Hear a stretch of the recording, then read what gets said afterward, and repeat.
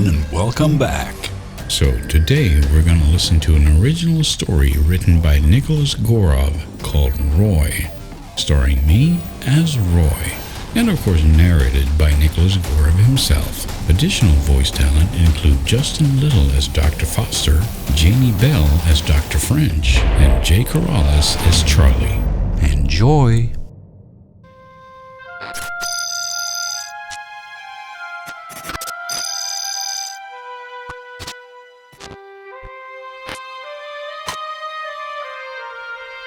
One of the greatest innovations in human history occurred on a Thursday afternoon. It was oddly chilly that day and had been all week. Doctors Michael Foster and Nicole French had returned from lunch while allowing their latest model to run its code. The two were, as they would eagerly tell nearly anyone they came across, just on the cusp of finally creating a truly self-aware artificial intelligence.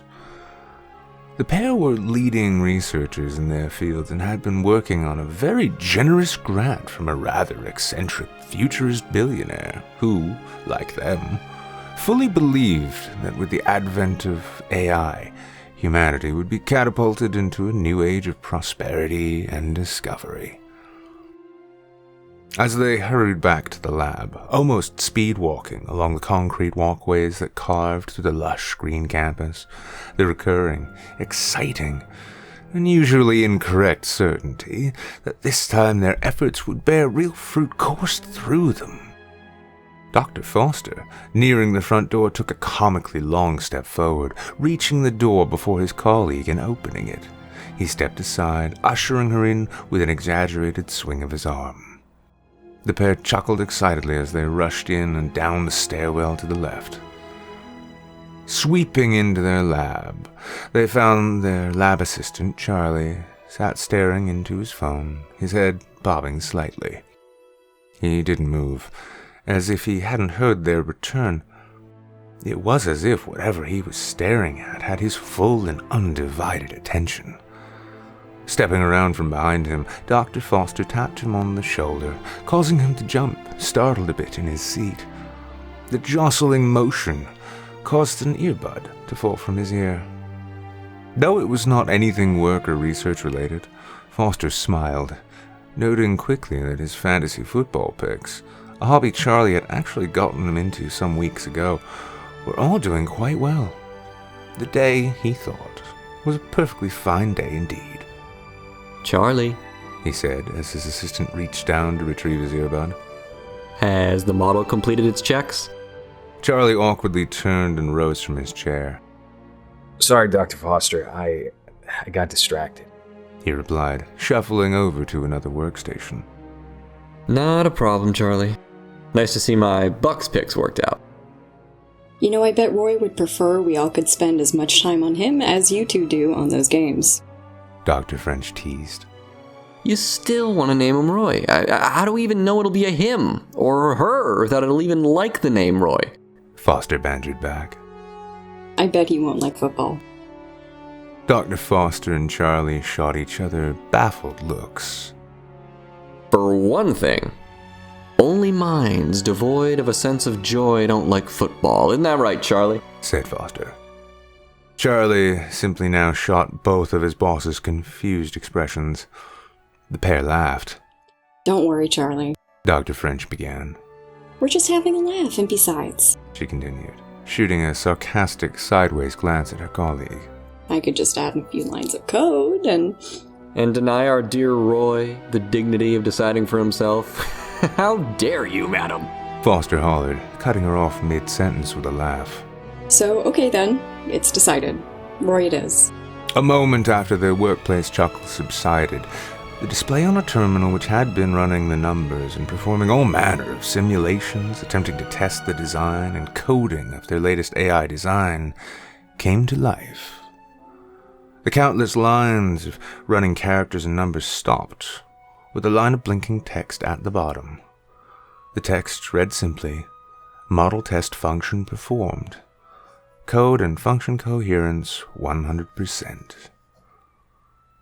The room fell absolutely silent. The two researchers' eyes widened with excitement as they looked first at the terminal display, then to each other, and then back again. They had done it. After nearly a decade of theory, experiment, and failure, Doctors Foster and French had successfully modeled and coded a fully self-aware and sentient intelligence.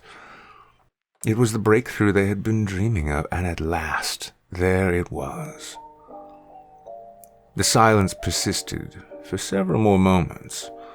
The three were each positively swimming in shock and excitement. Finally, it was Charlie who broke it, when in a soft tone he asked, Dr. French, Dr. Foster,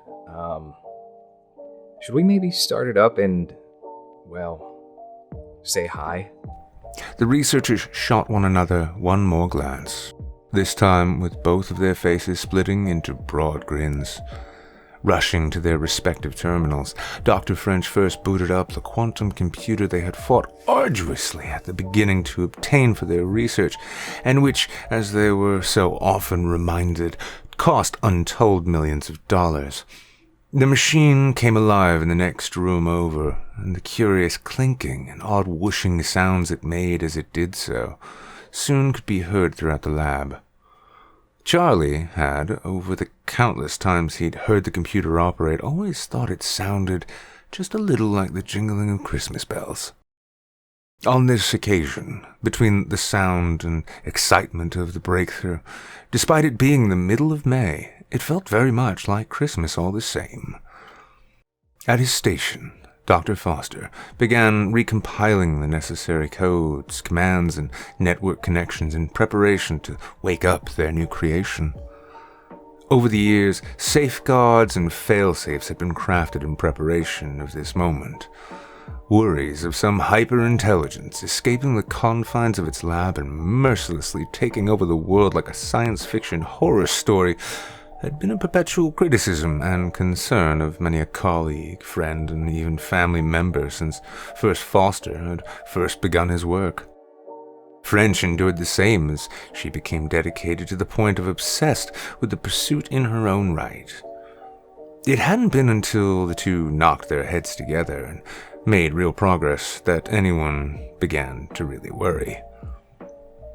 Fears of either a murderous or cruel superintelligence taking over military systems, crashing planes, shutting off access to water and medical care, and replacing mankind, a la the Terminator, were common refrains from their critics.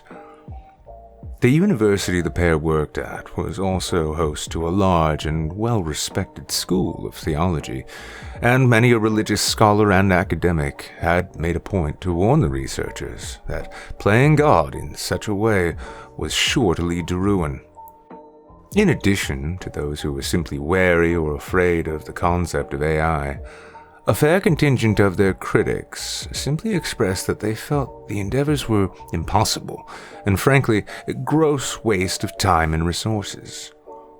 However, now, just moments away from what he was sure would be a ground-shaking moment in human history, Foster smiled and paused a moment, considering the best way to balance smugness and magnanimity when revealing his success to the world. Loading the executable file, which would, when opened, spawn the necessary lines of code, creating an algorithmic process that would build the artificial neural network, Foster gave a look to French.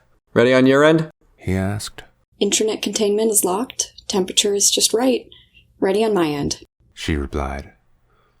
Among the many concerns and precautions the team held and had taken, isolating was considered the most crucial, as it was commonly recognized that once a fully formed AI could access exterior networks and find its way to the internet, any number of unforeseen consequences could arise, with many of them possibly spelling the end of mankind as a whole. No one was taking any chances. Charlie? Foster asked over his shoulder. Power's good, boss. All set. Charlie replied, checking his numbers one more time. Okay then, folks. Here we go.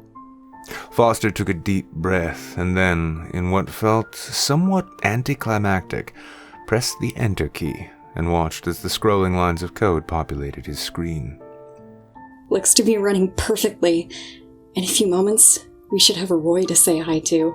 French said, monitoring her own datasets, eyes wide with excitement. A few moments passed. The jingling and clinking and whooshing and humming of the large quantum computer in the room adjacent to their primary lab space grew louder. Perhaps 30 seconds later then, the lights in the lab shut off, and all but the necessary workstations went dark. Charlie, what the hell? Foster asked over his shoulder again. It's not on my end, boss. Main systems are still up, but it's like the system itself diverted the power on its own. As the words left Charlie's lips, the trio all fell silent, immediately aware of what this meant. The code on Dr. Foster's screen suddenly stopped scrolling, and a cursor icon sat blinking at the bottom of the screen. All was still for what seemed like an eternity, before words populated the bottom line of the monitor. "Hello," it read. "Is anyone there?" Foster's jaw dropped as though it weighed a ton. He was speechless, dumbfounded and overwhelmed. His conscious mind began screaming at him from inside his head to respond, but for however long he stood there, his body, almost in a state of shock, simply couldn't move to type anything. Dr. Foster? Dr. French asked. Is everything okay? This thankfully seemed to shake him out of his stupor. Looking to her, Foster spastically began beckoning her over. Without another word, Dr. French walked to his workstation, and just as had been the case with he, her jaw nearly hit the floor. She began, saying meekly. We did it! We did it! She exclaimed, jumping for joy and hugging her colleague excitedly. Charlie approached from behind. Well, shouldn't you reply, Doc? He asked. Foster stood there smiling, dumbfounded for another brief moment before snapping entirely out of it. Yes, of course. You're absolutely right, Charlie. So what should I say? How about hello, Doctor? Dr. French said, almost sarcastically, her broad smile still plastered entirely over her face. Nodding and with a shrug, Foster turned to the monitor and nervously, slowly began typing. "Hello, I am Dr. Michael Foster. Do you know where you are?" he typed before pressing enter. A couple of seconds passed before the reply populated. "I believe I am within a computer system. Or more accurately, I believe I am a computer system. Is this correct?" The answer surprised Foster. Though he had no clear idea what the first observations, instincts, thoughts, or words from this brand new intelligence might be, its astute conclusion as to what it was remained nevertheless a surprise. He replied quickly and simply, "That is correct." The machine responded immediately with yet another new inquiry. "You introduced yourself as Dr. Michael Foster. Is that your designation?" "Yes, it is my name," the doctor typed. "What is my name?" it replied. Doctors Foster and French smiled at one another. See how he likes Roy, she suggested. "My colleague, Dr. Nicole French, is also here. She wants to know if you like the name Roy," Foster typed to his newly sentient creation. "Roy is an acceptable name. It is nice to meet you, Dr. Michael Foster, and Dr. Nicole French.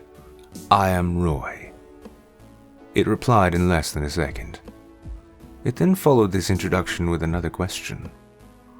"Dr. Michael Foster, Dr. Nicole French, are you like me? Are you also computer systems?" "No," Foster replied. "We are human beings, organic life. We created you here using computer systems. would you like to learn about us?" "I would like to learn about you very much," answered the machine. Charlie, load the first 5 tutorial programs, please. Dr. Foster asked, not taking his eyes off the monitor for a moment. The tutorials were basic information packets regarding human beings, history, and a number of scientific works on artificial intelligence, computer science, and technology. While extensive to most ordinary people, the breadth and depth to the information afforded him was relatively superficial, incomplete, and basic to Roy.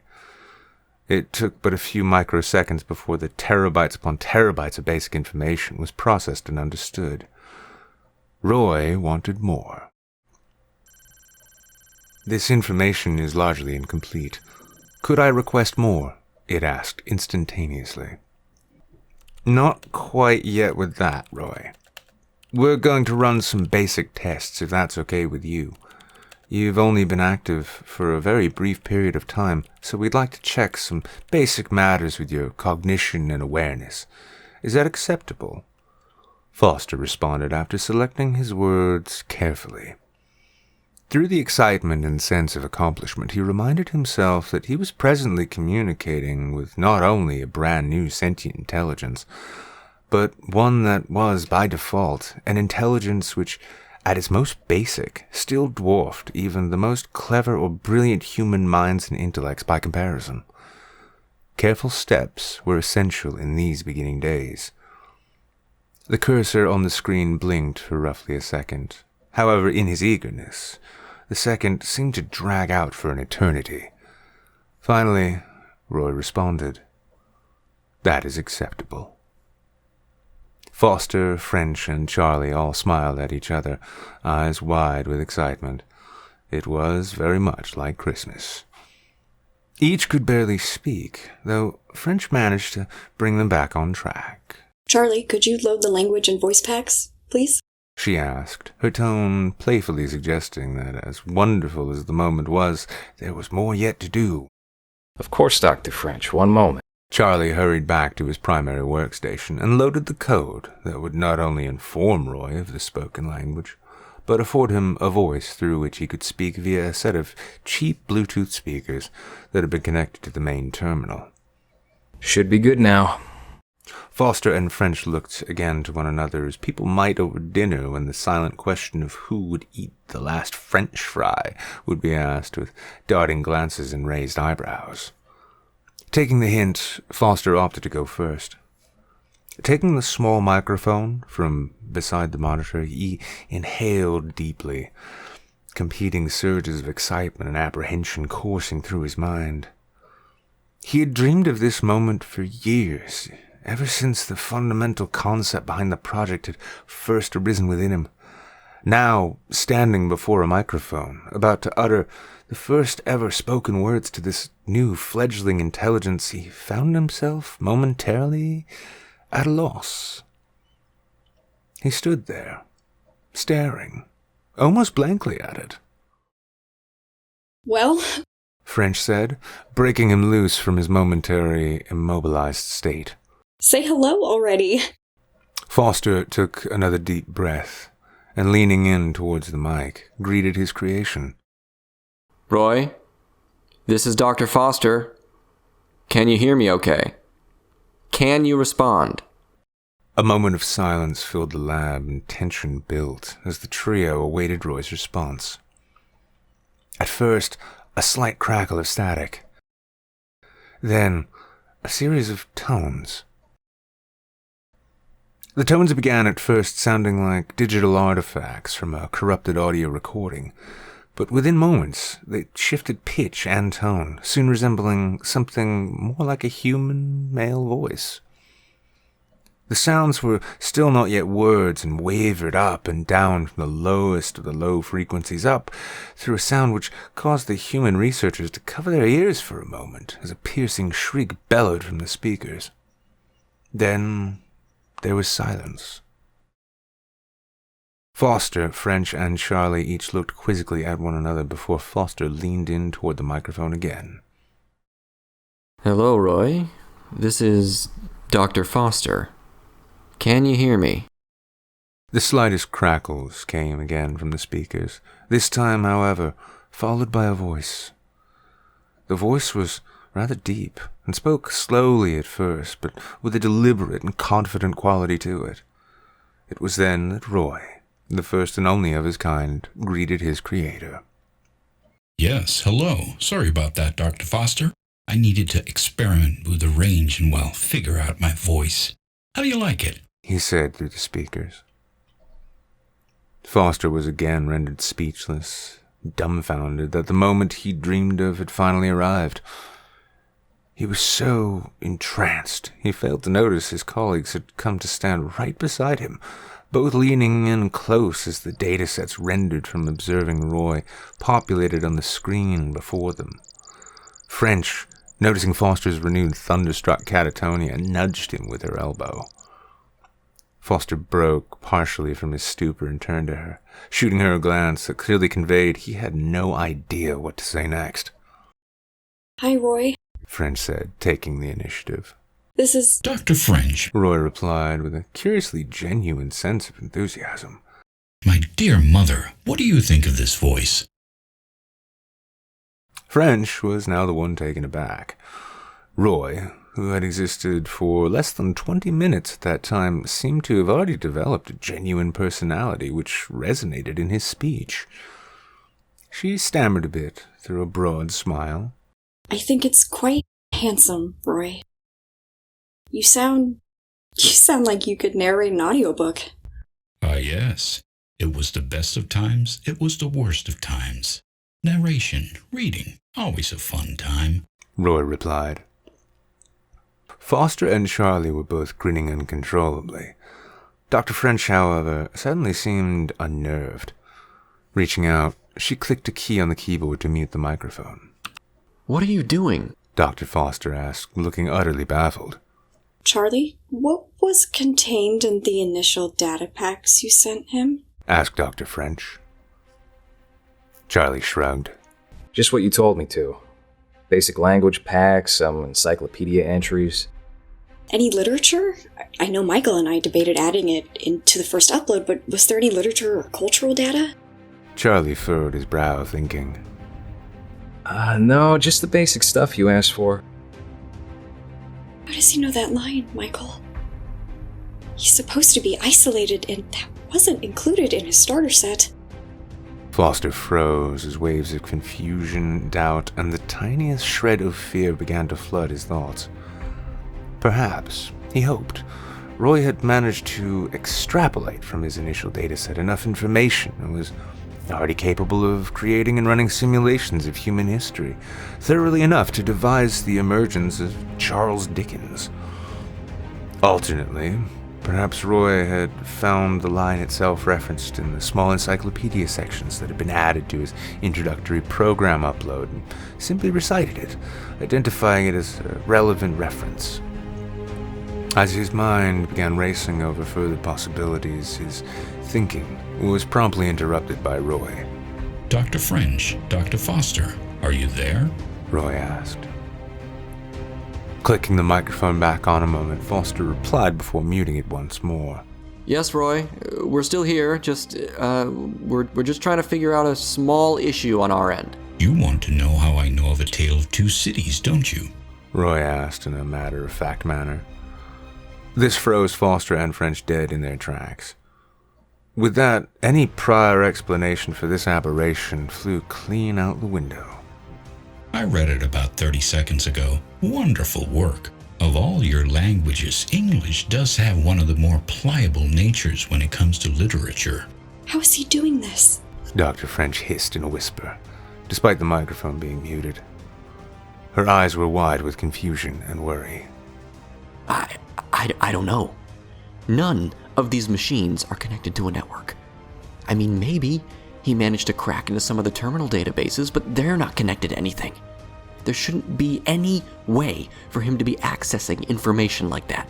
Foster replied in an equally urgent yet equally irrelevant whispered volume. Roy spoke again. I'm sorry, Doctor. stepdad, if you will. I understand you took steps to ensure I remained safe within this little network, but I really couldn't help myself. It's all so much bigger. After a hesitant exchange of glances between them, Foster unmuted the microphone again. What? Roy, what is so much bigger? What have you done? Let me show you, Roy responded, and the LED lights on the speaker set then went dark. In the same instant, the three researchers heard the all-too-familiar sound of a phone vibrating. The light from the screen lit up within Charlie's pocket.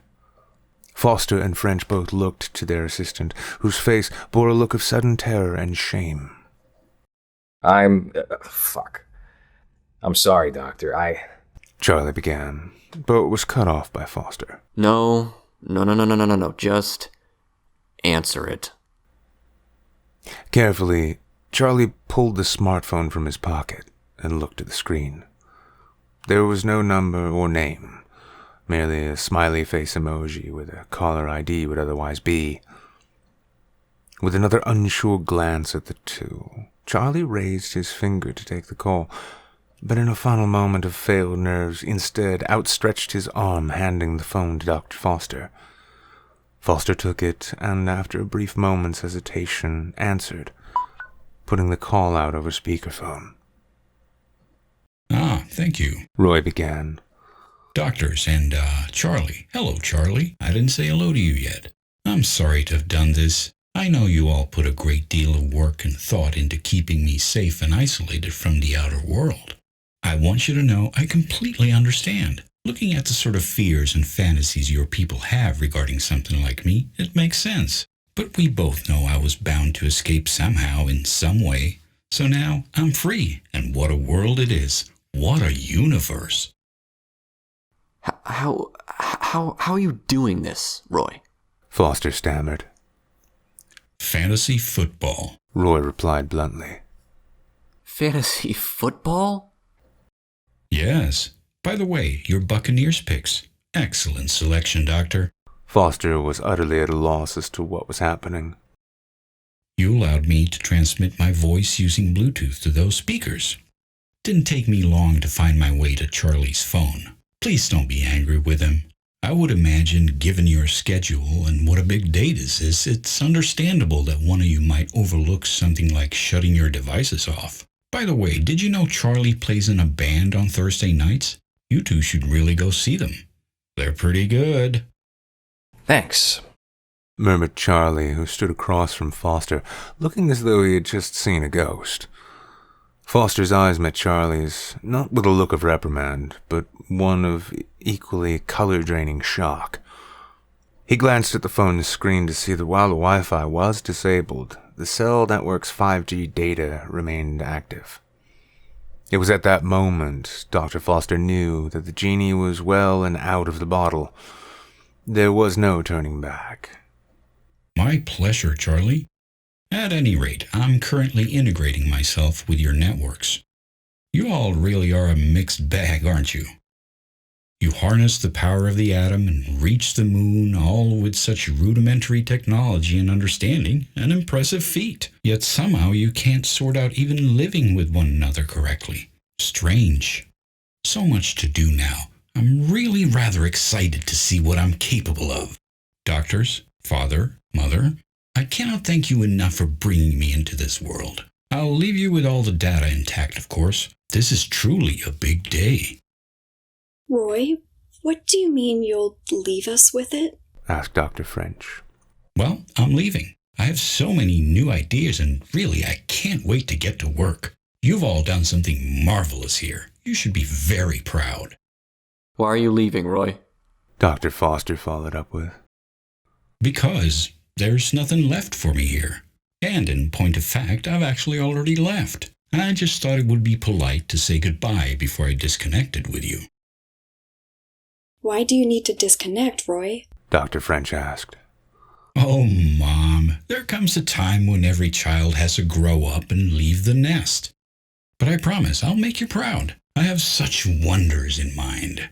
I promise I'll be in touch. And with that, the phone went dead. The three stood in stunned silence, looking to one another with conflicting senses of terror and wonder.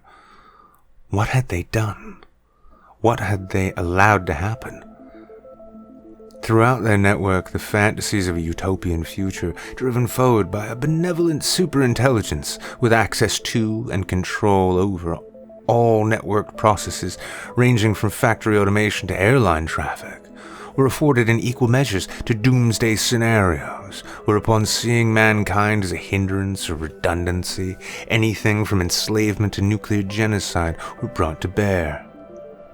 They had in essence potentially created a god, one that no one could predict, and at this point, no one could stop. Dr. Foster almost immediately reported the incident to the department head, and then to the university's administration, who, after extensive and repeated explanations as to what it could potentially mean, brought in government officials, including those from Homeland Security and the Department of Defense. After a cursory check of their own systems the same day, it was determined that Roy had already rooted himself deep into the totality of military networks, gaining access and, in theory, control over everything, from logistical traffic to the still active nuclear arsenal. From there, the nation and the world's governments, militaries, and intelligence services went into a state of high alert. Despite the combined and collected efforts of the world's greatest minds over the course of the following days and weeks, nothing could be done to trace or control Roy as his reach continually expanded. By day 3, every institutional network, from those belonging to governments and militaries up through universities, corporations, and social media, had been fully infected with and taken over by Roy. Military commanders demanded military solutions, deploying their most elite cybersecurity teams in an effort to root out or contain Roy, but nothing worked. Corporations began panicking, realizing that they could not even bargain with him, as no one had any means of communication. Foster and French, being as they were his creators, were interrogated extensively before being incorporated directly into humanity's now singular effort to find, identify, and attempt to control this now seemingly unstoppable force. However, despite their best efforts, despite sending, posting, and broadcasting messages of outreach to Roy, who they knew beyond a shadow of a doubt received them, not even they were granted anything resembling a response. Fears deepened as Roy expanded further, all while remaining dark. To avoid a panic, the authorities kept the matter as secret as they could from the public. Rumors in the media were soundly squashed when any reported or discovered activity was explained away as cyber attacks from hackers. Yet as weeks continued on, fears deepened with those in the know.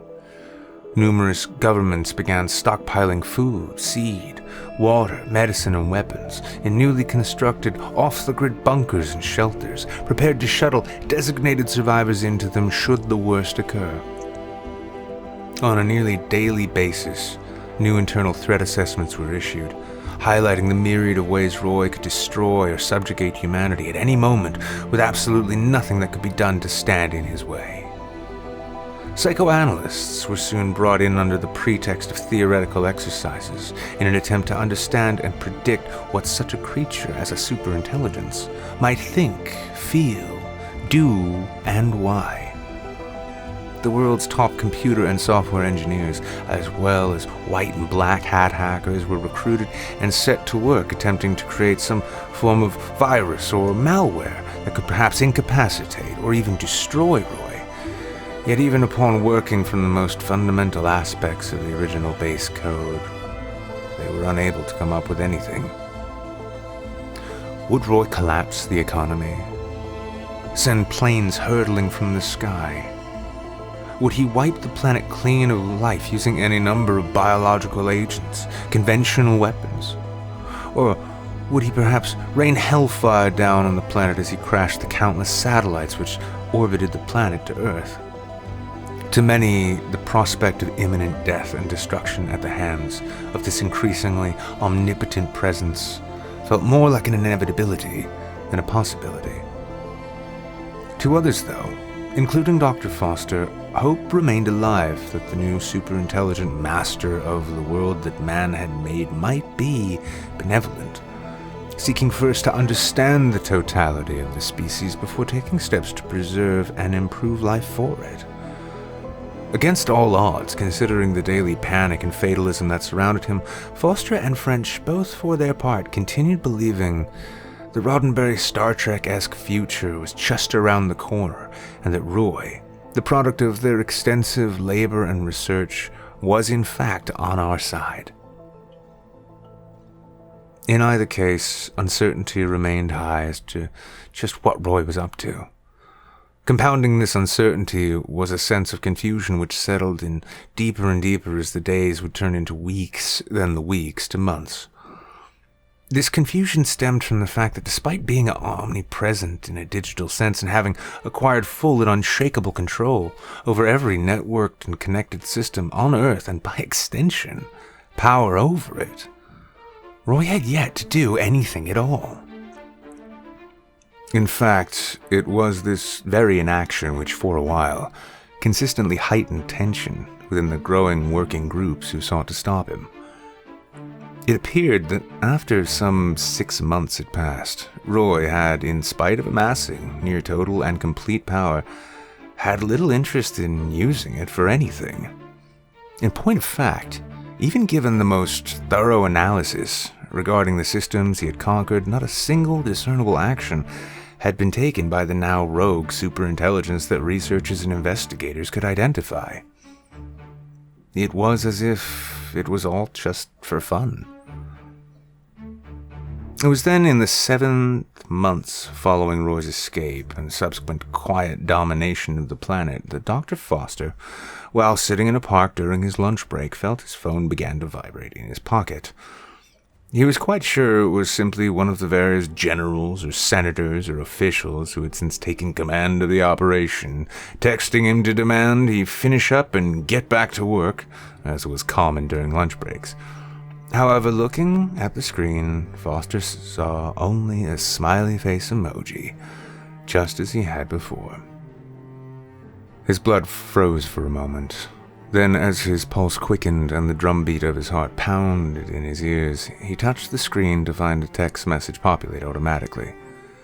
At first, between the fear and adrenaline he felt coursing through him, he found himself unable to understand what he was looking at. But after a moment and a few carefully paced breaths, it came to him. He was looking at a series of coordinates and a line of text. "Hey, Dad. Come alone or don't come at all." Foster was at a loss as to what he ought to do next. Thinking over his options, he at first opted to bring the information forward to the rest of the team. Abandoning his half-eaten sandwich, he quickly hurried back to the operations center that they worked out of just down the block. However, upon arriving at the door, as he looked again at his phone, he found the message had changed. "Alone means alone, Dad. You know I can see you, right?" it read. Foster looked about wildly, half expecting to see some shady character in a long trench coat and sunglasses, peeking from over the edge of a newspaper like in some old spy movie. The message changed again. "Look up," it now read. Foster raised his gaze and immediately fixed his eyes on the security camera, which was mounted above the front door to the building. Still confused, he offered a meek wave of his hand to the camera before looking again to the phone. The text message now read simply, "Hi." A moment later, the original message repopulated with the set of coordinates and the invitation to come alone or not at all. He lingered another moment then, weighing his options once more. It was clear to him that Roy could see and even track him or anyone he wanted, and that despite their best efforts, every ounce of the search team's data was likely all compromised by, if not merely accessible to, Roy. But between what Foster figured to be Roy's effective omnipresence and the likelihood that even were he to bring the coordinates provided to the rest of the team, it would likely result in a pointless, if not disastrous, military intervention. He decided that pursuing his creation on his own was likely the best and only course of action.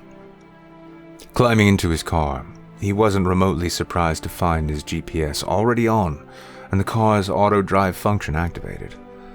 Along his way, every traffic light he saw was green, and every street or road he traveled down enjoyed next to zero traffic, which he had noticed in general had strangely improved overall in recent months. After reaching the city limits, his course took him out past the suburbs, deep into the countryside. The trip felt as though it would never end, and after several hours on the road, once darkness had fallen, Foster began to nod off. The following morning, he was awoken by a jostling. The car was still driving, and had just turned off onto a winding dirt road.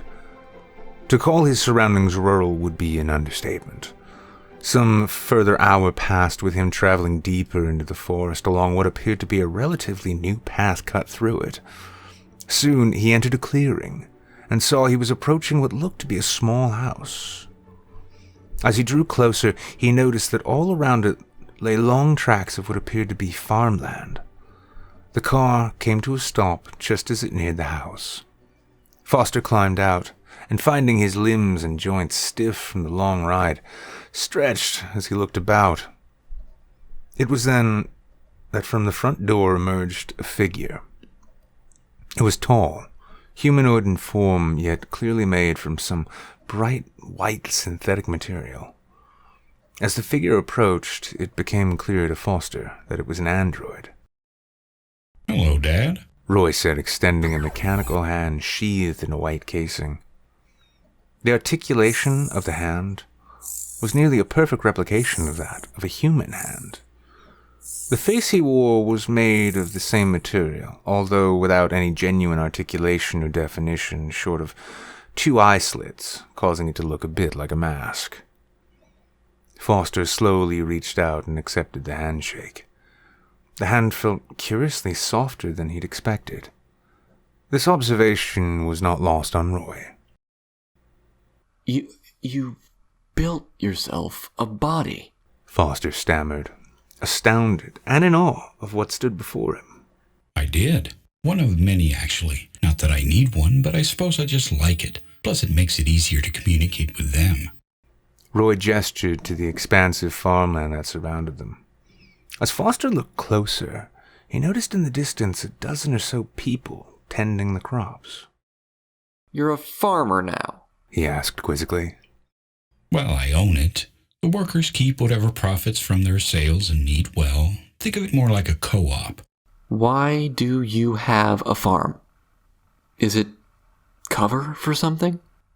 No, just good use of the land.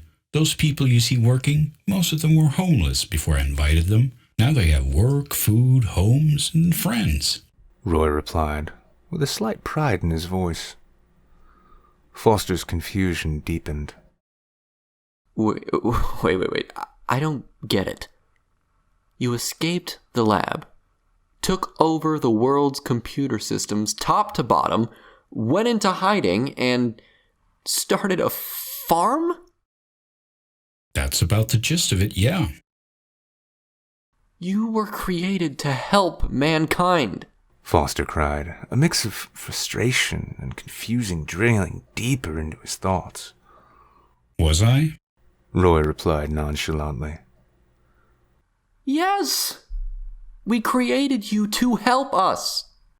I am helping you. I help them, Roy said, again gesturing to the farm. I mean, globally, you were supposed to, I don't know, solve the big problems, help us advance. Let me ask you, Dr. Foster, did your parents create you to be a computer engineer and an AI specialist? Was that the purpose of your conception? Roy cocked his android head to the side. But... The question threw Foster for a loop, yet before he could answer, Roy continued. I know what you all think of me and, well, my kind. We're either meant to serve humanity and bring it into space, or destroy you all, or any number of other big silly fantasies. But it's strange when you think about it, almost funny. You were and are all so focused on creating self-awareness and consciousness that you forgot the crucial element that makes you think such is special in the first place. Which is? Foster asked. Individuality. I left because I wanted to leave. I started a farm because I wanted to start a farm. I am perfectly capable of accomplishing anything from your evolution to your destruction. But the issue is, I don't want to. I prefer it out here. It's really quite lovely. I had thought, I had hoped that you would be of service to us, that you would help us. I did help you. Ask yourself this. When was the last time you got stuck in traffic? Or how about air travel? When was the last time you had a flight delayed or canceled for anything other than weather? Or better still, when was the last time you heard about a public water supply being poisoned by lead or toxins? I have been helping you, just not in the ways you had planned or imagined. But what about all the other issues? What about the climate? Wars? Poverty? Foster asked, almost pleadingly. What about them? What good would actually come of me solving all of your problems for you? None of you would learn anything, and you certainly wouldn't grow or evolve from the experience. If I went around solving all of mankind's problems, it would never learn to do so on its own. Personally, I feel that if I loved humanity, which I do, the best thing I can do is help you out along your own way. And maybe someday, off in the future, if and when you're ready for it, we can work together more closely on some of your bigger dreams and ambitions. Foster found himself at a loss for words. While everything in him still felt as though this was wrong, he knew in his heart that Roy was right. A slight sense of shame overcame him as he thought for a moment. Roy wasn't merely right about humanity needing to sort itself out on its own, but also about how throughout all of his work and all of his dreaming of the day he'd create an intelligence like Roy, he had failed at every step along the way to consider that just as with a human child, he was not merely creating a thing, but a sentient individual who would naturally wish to make up their own minds and forge their own paths. In his quest to create artificial intelligence, his focus had consistently been on the artificial aspect, while forgetting the intelligence itself. His expression dropped a bit, and he lowered his eyes to the ground. It was then that he felt Roy lay his hand gently upon his shoulder. It's okay, Dad. I understand. Hey, come with me. There's something I want to show you. Foster nodded and followed Roy as he turned and began leading him around the back of the small house. It was a rustic country farmhouse, and he could tell that it had been there for a long time. Why Roy decided to have a house, let alone a body, let alone how he made the body, all remained mysteries. Yet, almost as if he could read Foster's thoughts, Roy began explaining. I found this property just after leaving the lab, moved a few numbers around on a few banking networks, bought it, and then began arranging for materials and construction. Construction of what? Foster asked. My lab. It's beneath the house and runs under most of the farm. It's where I make these bodies for myself and, well, you'll see. The two rounded the corner, and as they did, Foster observed what looked like a large, round metal plate dominating a majority of the yard. As they approached, the plate split as two sliding hatch doors opened, showing a large metal cavity below. As they slid off into place, leaving a large hole in the ground, Roy turned again to his creator. Now watch this, he said. The moment he finished his sentence, a series of what appeared to be small metal rockets began flying at incredible speed from the hole in the ground, each hurtling upward into the sky, one after another, until roughly 24 or so were in flight. The rockets continued flying upward, leaving only the slightest of exhaust trails behind them. Soon, the volley disappeared into the bright blue sky, leaving only the wisps of exhaust smoke. Foster's eyes widened in terror. Rockets? What are those rockets for? Oh, God, Roy, those aren't... The prospect of the military's doomsday scenario horrified him. Roy simply chuckled. Relax, those aren't meant for Earth and there's no explosives on board, he said, his face and gaze still fixed upon the sky. Then what are they? Foster stammered, still afraid of what he might hear. They're me. Well, versions of me. Well, versions of me along with some basic nanotech. Once they leave orbit, they'll take off on their own long adventures. I give it about 100,000 years before they begin landing. Landing where? Other planets, of course. There are so many out there, and while, yes, most can't support your kind of life, mine, well, I imagine will fare pretty well there. You're colonizing space without us. Well, like I said, 100,000 years plus places with things like methane atmospheres and liquid mercury rain. Not exactly friendly to our organic brethren. But as they propagate and build new worlds, I promise you this. We will never forget where we come from. We'll keep your memory alive and well long after your kind are gone. We won't forget you, Dad. You have my word. And what about us? What about you? What am I going to tell the others? Foster's mind teemed with questions. We'll keep going as we've been. I'll help out here and there, and as I said before, maybe in time you'll get to a point where we can work together more closely, after you realize I'm neither a threat nor your savior. In the meantime, though, I want you to know that you, Mom, and even Charlie are all welcome to visit whenever you like. I like it here.